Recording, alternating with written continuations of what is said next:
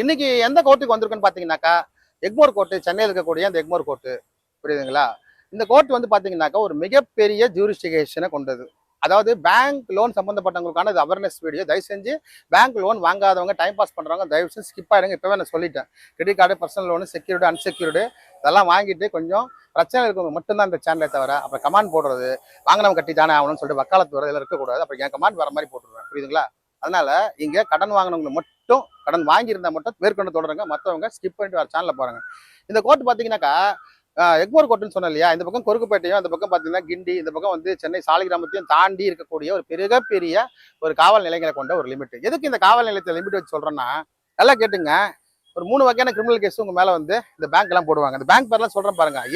வரிசை வாரியா இந்த கோட்டக் மகேந்திரா, இந்த பிரமெல், இன்ஃபினிட், கிரெடிட் செஷன், அப்புறம் கிரெடிட் பி, மகேந்திரன் Mahindra, Muthoot, Cholamandalam, L and T finance, InCred, IIFL, Poonawalla, Ugro capital, Finnable, capital float, அதுக்கப்புறம் பார்த்தீங்கன்னா லெண்டிங் கார்டு, இந்த மாதிரி வந்து நிறைய ஒரு கிட்டத்தட்ட ஒரு 200-300க்கு மேலே ஆப் இருக்கு. இதெல்லாம் கடன் வாங்கியிருந்தா நிச்சயமா இந்த பதிவு உங்களுக்கு தேவைப்படும். ஏன் இந்த பேர்லாம் சொல்றேன்னா, நல்லா கேட்டுக்குங்க.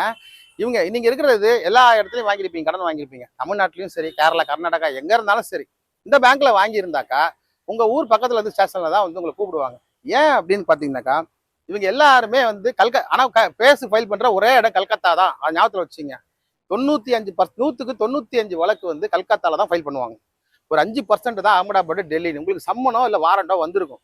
அதாவது கல்கத்தா கோர்ட்டுன்னு போட்டு ஏதாவது ஒரு ஸ்டேஷன். இப்போ நாங்கள் வெகுமர் சொல்றேன், இங்கே ஏன் வந்திருக்கேன்னா, இங்க போலீஸ் ஸ்டேஷன்கள் அதிகம். இன்னைக்கு ஸ்டேஷன் விசிட்டு அந்த பிரச்சனையை முடிச்சு வச்சுட்டு இங்க வந்து நாங்கள் பேசிக்கிட்டு இருக்கோம். இங்க பாத்தீங்கன்னா உதாரணத்துக்கு கொருக்குப்பேட்டை காவல் நிலையம் எடுத்துங்களேன். அங்கேருந்து ஒருத்தரை கூப்பிட்டாங்க, தினேஷ்னு ஒருத்தரை. எதுங்க இருந்தீங்கன்னா உங்க மேல வாரண்ட் வந்திருக்குங்க அப்படின்னு சொல்லிட்டு, சரிங்க நாங்கள் வரோங்கன்னு சொல்லிட்டு போய் பார்த்தாக்கா ஒன்றுமே கிடையாது. இந்த மெயினாக கேப் மாதிரி பண்ற இந்த சோழா ஃபைனான்ஸ், சோழமண்டலம் ஃபைனான்ஸ், இவங்க தான் வந்து சம்மன் அமைச்சிருக்காங்க. என்ன சம்மன்? இப்போ வாரண்ட் அமைச்சிருக்காங்க. என்னன்னு பார்த்தீங்கன்னா, அவர் ஒரு பர்சனல் லோன் வாங்கியிருக்காரு, அது கட்டலை, அதனால தான் அமைச்சிருக்காங்க. ஸோ சம்மன் வந்து எங்கேருந்து வந்திருக்கு? கல்கத்தாலேருந்து வந்திருக்கு. ஆக்சுவலாக காவல் நிலையங்களுக்கு இப்படி ஸ்ட்ரைட்டாக வரவே கூடாது. ஒவ்வொரு காவல் நிலையத்துக்கும் அதுக்கு உண்டான கமிஷனரோ இல்லை எஸ்பி ஆஃபீஸோ என்டார்ஸ் போட்டு தான் வரணும். அதுவும் தீவிரமான குற்றமாக இருக்கணும்.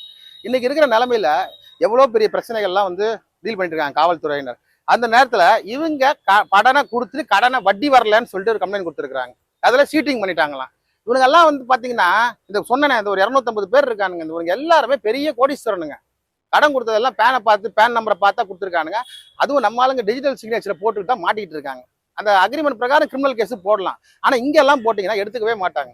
இங்க இருக்கக்கூடிய எக்மர் சிஜிஎம்மா இருக்கட்டும், இங்க இருக்கிற ஏசிஜிஎம்மா இருக்கட்டும், எல்லாருமே இந்த கேஸ் எடுக்க மாட்டாங்க முதல்ல. ஏன்னா எங்கப்பா என்ன ஃபினான்சியல் மேட்டர் இங்கே வரீங்க, இதே சீட்டிங் வருது, நீங்க வந்து ஆர்பிட்ரேஷன் போங்க அனுப்பிச்சிருவாங்க. இது ஃபைலிங்கே பண்ண மாட்டாங்க.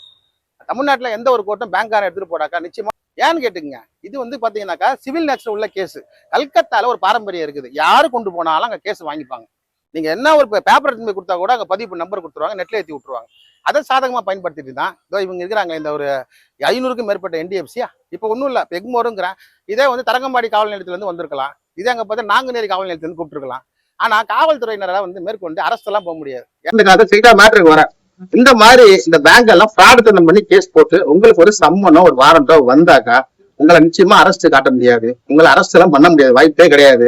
ஆனா ஒண்ணு, அது எடுத்து போலீஸ் ஸ்டேஷன்ல போயிட்டு எங்க மாதிரி ட்ரெஸ் போட்டு ஒயிட் அண்ட் ஒயிட் போட்டு போய் அட்வொகேட் உட்காந்து கண்டிப்பா காவல்துறை நம்பி தான் ஆகணும்.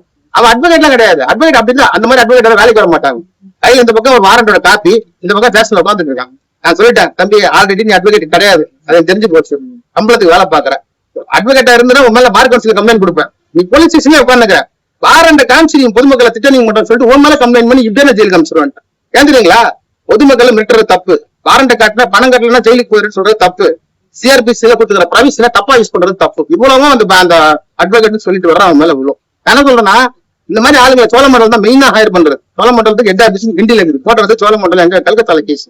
அதனால நான் என்ன சொல்றேன்னா, இந்த மாதிரி வந்து ஏமாரித்தனம் பண்ற வேலையை வந்து வண்டி வச்சு பேங்க் வச்சுக்கிட்டாக்க எலெக்ஷன் ஏஜென்ட் மட்டும் ஜெயிலுக்கு போக மாட்டான்.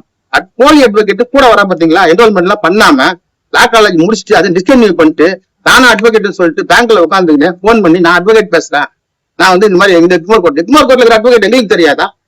இல்ல இங்க இருக்கிற பார் செக்ரட்டரி, முன்னாள் பார் செக்ரட்டரி, இன்னால் பார் செக்ரட்டரி அந்த காலத்துல இருந்து நாங்க தெரியாதா? அந்த காலத்துல இருந்து பாத்துன்னு எத்தனை பேர் வந்து இருக்கிறாங்க, அவ்வளவு பேரை பாத்துன்னு எங்களுக்கு தெரியாதா?